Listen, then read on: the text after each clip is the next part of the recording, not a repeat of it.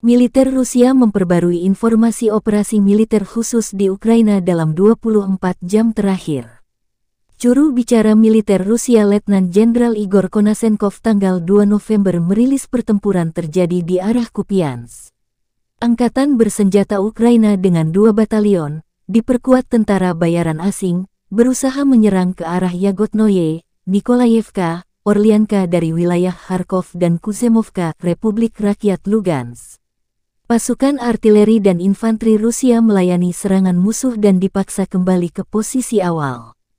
Hingga 150 personel dan tentara bayaran Ukraina, 6 tank, 5 kendaraan tempur infanteri, dan 10 kendaraan dieliminasi. Pertempuran juga terjadi di arah Krasny Liman. Pasukan Rusia dengan artileri jarak jauh, serangan darat, dan pesawat militer menggempur musuh dari jarak dekat. Upaya angkatan bersenjata Ukraina untuk menyerang ke arah Makeyevka, Ploshchanka, dan Chervonopopovka, Republik Rakyat Lugansk digagalkan. Akibatnya, sekitar 250 personel Ukraina dinetralkan, serta 2 tank, 2 kendaraan tempur infanteri, 5 truk pickup, dan 2 kendaraan bermotor, kata Igor Konasenkov.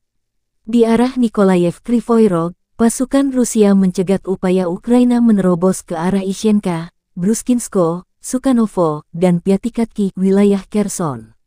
Musuh didorong kembali ke posisi awal oleh tembakan dan tindakan tegas pasukan Rusia. Ada 105 prajurit Ukraina yang dinetralkan, 2 tank, 9 kendaraan tempur lapis baja, dan 7 kendaraan bermotor hancur.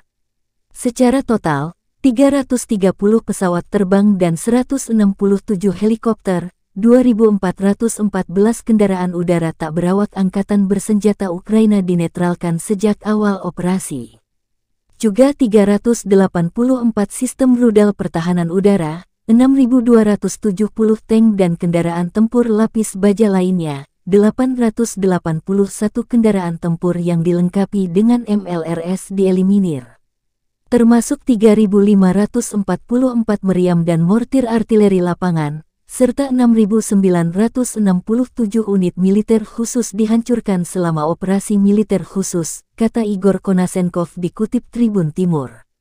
Sementara itu, perkembangan terbaru dari kubu Kiev, Kementerian Pertahanan Ukraina merilis sebanyak 800 prajurit Rusia dieliminasi dalam 24 jam terakhir.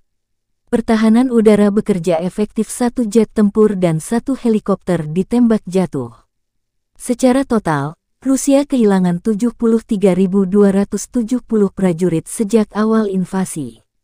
Presiden Ukraina Volodymyr Zelensky menegaskan tidak akan negosiasi sampai penjajah Rusia meninggalkan semua wilayah Ukraina termasuk pergi dari Crimea.